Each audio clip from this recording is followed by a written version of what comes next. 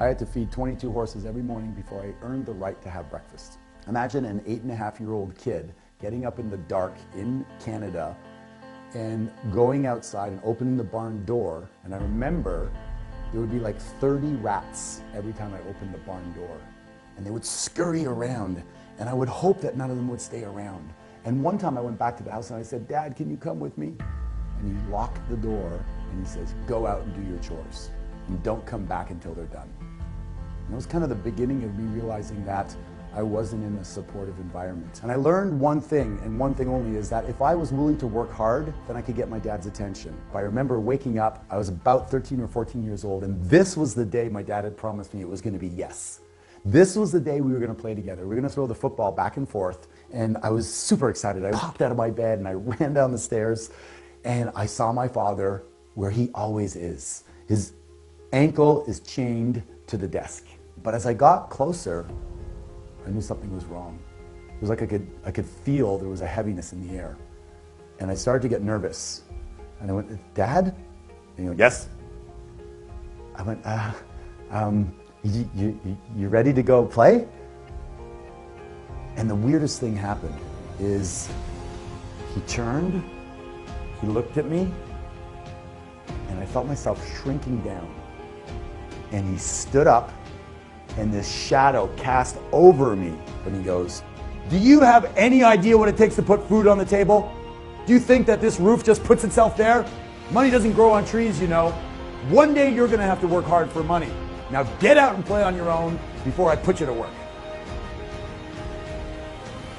And I turned around and I walked out, and I never asked him again to play, ever. I don't have one memory of playing with my dad. Not one. The only way I connected with him was when he was working around the house doing a chore. I'd say, "Dad, can I help you?" I'd hand him the nails, or I'd hold the measuring tape. It was the only way. Never once. He never came to my hockey games. He dropped me off in the car and stayed in the car. While all the other parents were tying their skates, I was there alone. I would try to score as many goals as I could so I could go in and tell him that I scored the winning goals. So he'd want to come and look, but he never did. I remember winning honors in school for academic achievement, looking out in the crowd, hoping to see my dad, but he was never there. So the only solace I had was to work hard. So I doubled down on that, and I worked hard. And I'd call him out to look at the tasks being done, and invariably it was never good enough. So I doubled down again and worked harder. It didn't feel good at the time, but in life what you do, if you do what is easy, life will be difficult. But if you do what is difficult, life will be easy. I got the difficult part up front, and I got really good at it. By the time I was 14, I saved up enough money to get a scooter. By the time I was 16, I had my first car. By the time I was 17, I thought, you know what? I'm out of here. This sucks. I mean, I could go out and make 4 times the amount of money living on my own, even if I have to pay rent. I don't care. So I moved out. I drove a taxi.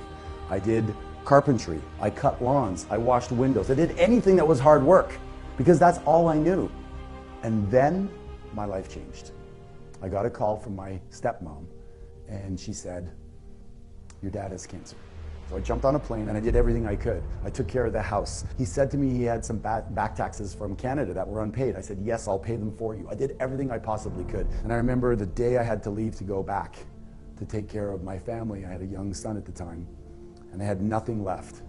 And I asked my dad, well, he was probably 98 pounds lying in the bed. And I said, "Dad, can you think of a time when I made you proud?" And I'm thinking to myself, my God, there's a whole bunch. I was almost a millionaire by that time. I had done so many things. I'd risen up, I'd opened a restaurant, I'd learned a new language, I'd done so many things. This was the time he was going to go, "Of course, son, let me read from a list." But instead, he said nothing that I can think of. And I don't know if it broke my spirit or if I thought I had hit rock bottom, I hit another layer. But when I got back home, actually, I was fired from my job.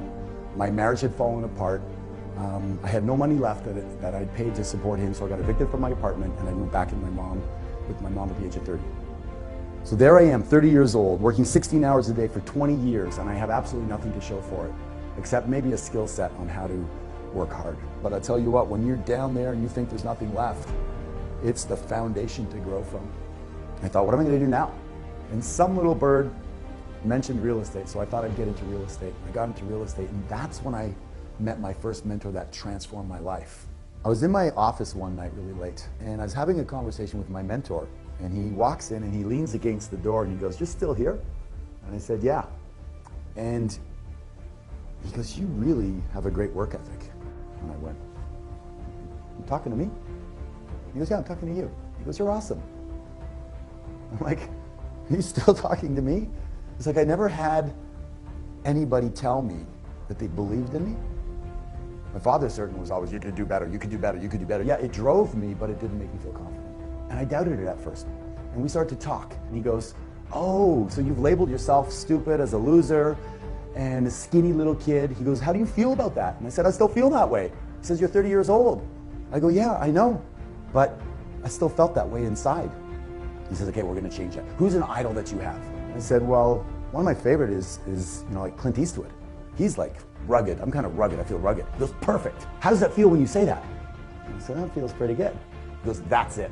I want you to say that 1,000 times. 1,000 times every day, or more if you want. Loser out, ruggedly handsome in." So now what we're gonna do is we're gonna reprogram your brain. Your brain is like software. We're just gonna reprogram it. I said, "How do I do that?" He goes, "Just every time you have a chance, say, 'I'm ruggedly handsome, I'm ruggedly handsome.'" He said, "The words that follow I am follow you. You just didn't know it. You had shitty programming. But now we're gonna change that and change that forever." And I remember driving home, I was so excited.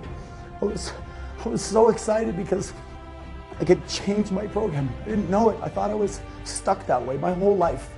And all I had to do was have the energy to put it into changing the way I see myself. And I just said it over. I remember screaming in the car, "I'm ruggedly handsome, ruggedly handsome, ruggedly handsome." I'd get up in the morning, I'd say it over and over and over again. I'd say it as much as I possibly could. And then spontaneously one morning, I was in the shower and I said, "I'm the greatest real estate agent in my area. I'm the greatest real estate agent in my area." And I went from one sale in my first year to in a few years, 100 sales. I broke every record there was. And then I bought the freaking company. Went from farm boy to financially free. I became resourceful. I became capable of doing things I didn't know I was going to do. The most powerful force in the human psyche is how we describe ourselves to ourselves. Who's giving you labels? You're too short, you're too tall, you're quiet, you're introverted. And you take on those labels and you wear them like they're your persona. And then you live into them, like a role that you were given in life. You can rewrite that. You can make it whatever you want. Insert it and then program it. I am. I am. You are what? Gifted, guided, grateful, powerful, passionate, playful, sexy, sensual, sensitive, and blessed. What are you? Today is the first day of the rest of your life, and you get to redefine yourself. So who are you?